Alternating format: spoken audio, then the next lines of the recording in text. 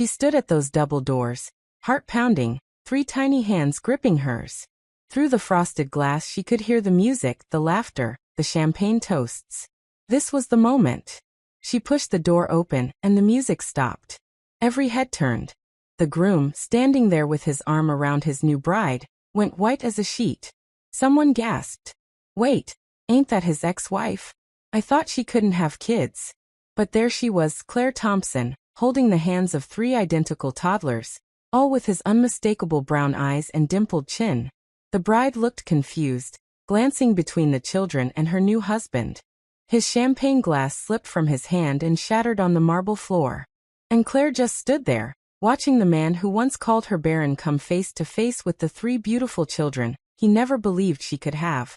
He called me Barren once, she thought. But God always has the final word. 5 years earlier, Claire had met Marcus Anderson at a community fundraiser. He was ambitious, charming, worked in finance and came from a respectable middle-class family. Claire was a teacher, gentle-spirited, the kind of woman who believed in the goodness of people and the power of faith.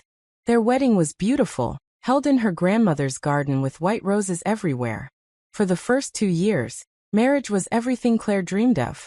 They laughed together, prayed together, talked about the family they would build.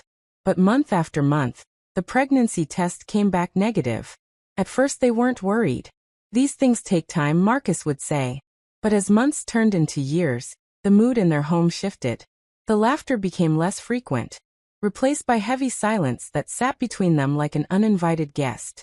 Claire started seeing doctors, undergoing test after test. The diagnosis came back: unexplained infertility. Marcus grew distant, his patience wearing thin. He started working late, coming home smelling like whiskey and cologne that wasn't his. The real pain came from his family. His mother would make little comments at Sunday dinners. "When are you going to give my son a child?" As if Claire was withholding something on purpose. The whispers behind her back at family gatherings were like knives. "She can't give him what he needs. Maybe he married the wrong woman. What kind of wife can't even get pregnant?" And Marcus, instead of defending her, would just sit there silent, looking at his plate, making her feel like she was failing him in the most fundamental way. One night after another difficult family dinner, Claire broke down in their bedroom. "Marcus, I'm trying. I'm doing everything I can. Please don't give up on us." He looked at her with eyes that had gone cold. "Maybe God never meant for you to be a mother, Claire. Maybe this is his way of telling us something." Those words shattered something inside her that night. Things continued to deteriorate. Marcus became emotionally abusive, his words cutting deeper than any physical wound. He would come home and criticize everything: the dinner she made, the way she kept the house, even the way she smiled. Claire found herself walking on eggshells, trying desperately to please a man who had already checked out. Her best friend Jasmine would hold her while she cried and say, "Sometimes God closes one door to open another you can't even see yet." For years into their marriage, Claire went to see a new specialist. She sat in that sterile office and waited for results. When the doctor came in, she had a gentle smile. "Mrs. Anderson, I've reviewed your case thoroughly. The original diagnosis of complete infertility doesn't align with what I'm seeing. Your chances aren't great, but they're not zero. There's still hope." For the first time in months, Claire felt something stir in her chest. She drove home with trembling hands, rehearsing how she would tell Marcus, how maybe this news would bring them back together. But when she walked through the front door, she found divorce papers on the kitchen table, his signature already scrawled at the bottom. Marcus walked in an hour later. "You're not the woman I need anymore, Claire. I want a family and you can't give me that. I've met someone else, someone who can give me what you couldn't." His voice was matter of fact, like he was discussing a business transaction, not the end of a marriage. Claire stood there holding those test results that said there was still hope, but the words died in her throat. She signed the papers with shaking hands, packed her things, and left the house with nothing but 2 suitcases and a heart that felt shredded. That night, sleeping on Jasmine's couch, Claire felt something inside her die. What she didn't know was that sometimes you have to fall completely apart before God can put you back together into something stronger, something beautiful. Before we continue with what happened next, let us know in the comments where you're watching from. We'd love to hear from you. And if you're new here, Click on the subscribe button so you never miss any of our upcoming videos. The months after the divorce were the darkest of Claire's life. She moved to Atlanta, far away from gossiping relatives and pitying looks. She found a small apartment, got a job teaching at an inner-city elementary school, and tried to rebuild. Some days she felt like she was drowning. She'd wake up in the middle of the night, her pillow soaked with tears she didn't remember crying. But slowly, painfully, she began to heal. She started volunteering at a local hospital, reading to sick children, and found that giving love to others helped fill the void. She joined a support group for women dealing with infertility and divorce, and discovered she wasn't alone. 6 months after the divorce, Claire wasn't thinking about babies or Marcus anymore. She was just trying to survive. To find joy in small things like a good cup of coffee, or the way her students' faces lit up. She'd made peace with the idea that motherhood wasn't in her cards. But God had other plans. It started with exhaustion, the kind that made every step require monumental effort. Then came the nausea. Jasmine showed up one evening with a pregnancy test. "Just take it, humor me." Claire rolled her eyes, certain it would be negative, but she took it anyway. 3 minutes later she glanced down. 2 lines. Pregnant. Her hands started shaking. "That's impossible," she whispered. She took 3 more tests over the next 2 days, each one positive. The doctor confirmed it with an ultrasound, and that's when Claire got the second shock. "You're about 8 weeks along, and it looks like you're carrying triplets." Claire thought she was going to faint. Triplets? She'd been told she had less than a 5% chance of ever conceiving naturally. The doctor explained that sometimes it happened, that the body was mysterious and miraculous. Claire left that office, sat in her car, and wept. "God, you remembered me," she whispered through her sobs. The pregnancy was not easy. Claire was sick constantly, lost weight, and the doctors warned her that carrying triplets was high risk. But every kick, every hiccup reminded her that God had given her the impossible. At 37 weeks, Claire went into labor. Jasmine was by her side, holding her hand, whispering, "You can do this." In the early hours of a September morning, 3 perfect babies were born. She named them Noah, Elijah, and Grace, names that meant comfort. God is my strength, an unmerited favor. The next 3 years were a blur of diapers and sleepless nights and laughter and love. The triplets looked exactly like Marcus. They had his brown eyes, his dimpled chin, his thick dark hair. Sometimes when Claire looked at them she felt a pang of sadness for what could have been, but mostly she just felt grateful. Then one day, Jasmine showed her a wedding announcement. Marcus Anderson and Tanya Mitchell, set to marry at an upscale venue downtown. Claire stared at the photo and felt absolutely nothing. Good for him, I hope he's happy. 2 years later, Claire received an invitation to Marcus's wedding from a mutual friend. She was going to throw it away, but something made her pause. The triplets were 3 now, their personalities bright and bold, and they looked so much like their father it was almost eerie. That night, Claire sat at her kitchen table with tea and thought about everything. She thought about the woman she'd been 5 years ago, broken and defeated, and the woman she was now, strong and whole. She thought about Marcus, about how he'd looked at her with contempt when he served those divorce papers. And then she thought about Grace, about how God had turned her pain into purpose. She wasn't angry at Marcus anymore, but maybe he needed to see what God had done in her life. Not for revenge, but to show him that his words hadn't been the final word. So Claire made a decision. She was going to that wedding, and she was bringing her children. The day arrived, a beautiful Saturday in October. Claire dressed the triplets in matching outfits, the boys in tiny suits and Grace in a white dress. She wore a simple navy dress, nothing flashy. She wasn't trying to make a scene, just showing up as herself. The reception was already in full swing when they arrived. Claire could hear music and laughter. Her heart was pounding but her steps were steady. When she reached the double doors she paused. "God, let this be for your glory, not mine." Then she got out, helped the triplets from their car seats, took Noah and Elijah by the hand while Grace gripped her dress, and walked toward the entrance. She pushed open the doors and stepped inside. It took a few seconds for people to notice her. But once they did, a ripple of recognition spread through the crowd. Heads turned, conversations halted. Claire's eyes found Marcus with his bride on his arm, both laughing. Then Marcus looked up and saw her. His face went white. His eyes moved from Claire down to the three children who looked exactly like him. His mouth fell open. The champagne glass slipped from his fingers and shattered, the sound echoing in the suddenly silent room. The bride looked confused, glancing between Claire and Marcus and the children. "Wait," someone whispered loudly, "ain't that his ex-wife? I thought she couldn't have kids." Claire just stood there, calm, not saying a word, letting the scene speak for itself. She watched Marcus's face cycle through shock, disbelief, confusion, then something that looked like grief. The bride tugged on his arm, her voice rising. "Marcus, who is that? Why do those kids look like you?" But Marcus couldn't answer, frozen, staring at the three little ones who had his eyes, his chin, his hair. Guests started whispering, pointing, pulling out phones.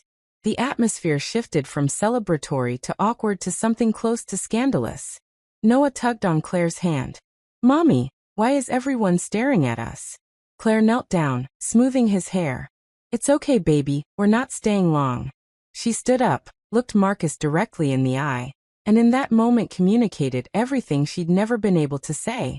"I'm not here to ruin your day," her eyes said. "I'm just here to show you that God's plans are bigger than your words." She turned to leave, but Marcus suddenly broke free and rushed toward her. "Claire, wait please." She paused but didn't turn fully, just waited. He came to stand in front of her, tears streaming down his face. "Are they?" His voice broke. "Are they mine?" Claire looked at him for a long moment. "No, Marcus, they're not yours. They're mine. God gave them to me after you told me I'd never be a mother. I didn't come here to cause problems. I came because I was invited, and because I wanted you to see that your words weren't the final word over my life."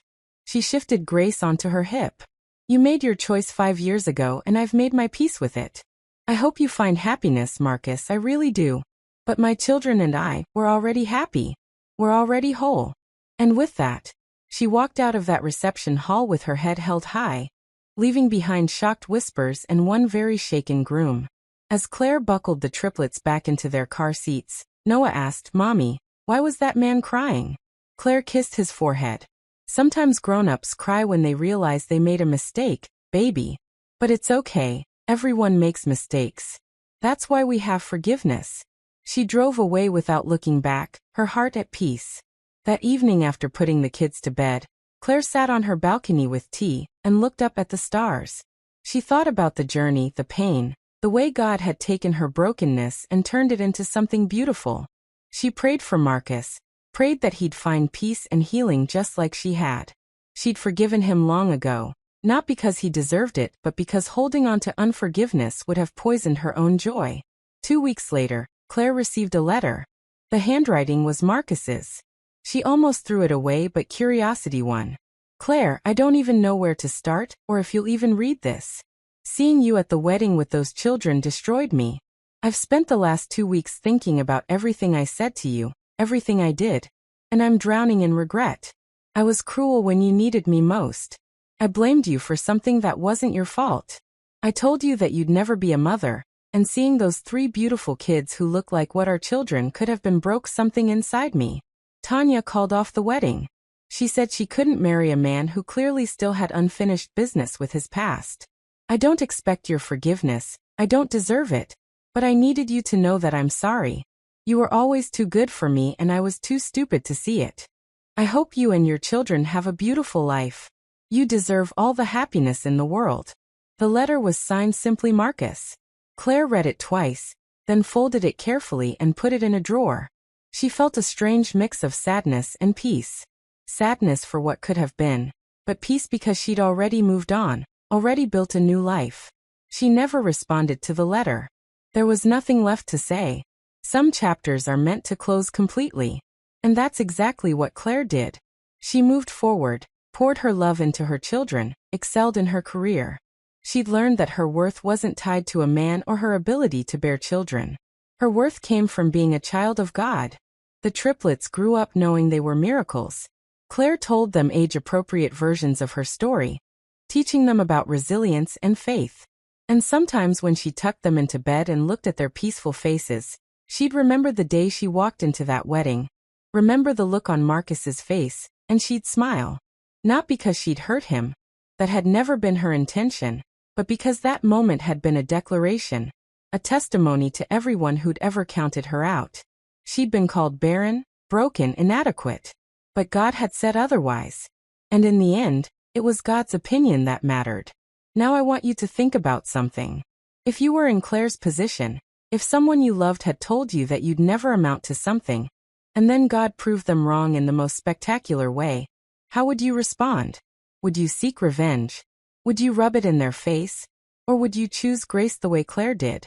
It's easy to say we take the high road when we're not living through the pain. But when you've been wounded deeply, choosing forgiveness over bitterness is one of the hardest things a person can do. Claire's story isn't just about infertility or divorce or miraculous triplets. It's about the power of faith to sustain us through the darkest valleys. It's about choosing to believe God has a plan even when everything says otherwise. It's about understanding that sometimes the people who break us are the ones who push us toward our destiny. Think about the moments in your own life when you felt discarded, when someone made you feel like you weren't enough. Maybe it was a parent who said you'd never succeed, a partner who said you weren't worthy of love, a friend who betrayed your trust, or an employer who said you'd never amount to anything. Those words hurt. They burrow deep and sometimes stay there for years, shaping how you see yourself, limiting what you believe you can achieve. But here's the truth Claire learned that we all need to remember. People's words about you are not God's final word over you. Just because someone couldn't see your value doesn't mean you don't have value. Just because someone walked away doesn't mean you're not worth staying for. Just because someone said you'd fail doesn't mean you will. God has a way of taking the very thing someone used to shame you and turning it into your greatest testimony. For Claire it was children. For you it might be something else, a business everyone said would fail but that thrives, a talent someone said you didn't have but that becomes your career, a healing doctors said was impossible, but that God provides, a relationship everyone said wouldn't last but that becomes your greatest joy. The question is, when God does bless you, when He does turn your situation around, how will you respond? Will you be gracious or vindictive? Will you use your testimony to inspire others, or to shame those who doubted you? Claire walked into that wedding not to destroy Marcus, but to demonstrate that God's faithfulness outweighs human rejection. She could have been cruel, could have made a scene, could have aired his dirty laundry, but instead she simply showed up as herself, as a woman who'd survived and thrived, and let the truth speak for itself. And here's something else. What if Marcus's rejection was actually God's protection? What if Claire had gotten pregnant while they were still married? She would have been tied to a man who didn't value her, raising children in a toxic environment, never fully healing. But because he left, Claire was free to rebuild herself, to discover her own strength, to raise her children in a home filled with peace and love rather than resentment. Sometimes what feels like the worst thing is actually God closing a door that needed to be closed so He could open one you never would have walked through otherwise. I know it's hard to see that when you're in the middle of the pain. When your marriage is falling apart, or you're facing a terrifying diagnosis, or you've lost a job, or someone you trusted has betrayed you. It doesn't feel like protection. It feels like punishment. But time reveals that God was working behind the scenes all along. So if you're in your own valley right now, if you're facing something that feels impossible, if someone has spoken words over your life that have left you feeling hopeless, I want you to hear this. Their words are not the final word. Your current situation is not your permanent situation. What you're walking through right now is preparing you for where God is taking you next. Hold on, keep praying, keep believing, and watch what God does. The same God who gave Claire triplets after she was called barren, the same God who restored what the enemy tried to steal, is watching over your life right now. He hasn't forgotten you, He hasn't abandoned you, and He's not done writing your story. Drop a comment below and tell me, what's your biggest takeaway from Claire's story? Have you ever been in a situation where someone counted you out but God proved them wrong? How did you handle it? Did you choose grace, or did you struggle with bitterness? And if you're currently in a painful season, what's one thing from this story that gives you hope? Also, if this story touched you, if it made you think or feel or reflect on your own life, share it with someone who needs to hear it. You never know whose life might be changed by Claire's testimony. And if you're new here, hit that subscribe button and turn on notifications. We share real stories about real people who've overcome incredible odds, Stories that remind us that no matter what we're facing, there's always hope. Thank you so much for watching. And remember, sometimes the people who break you are the reason you bloom. Your pain is not wasted. Your struggle is not meaningless. And your story is not over.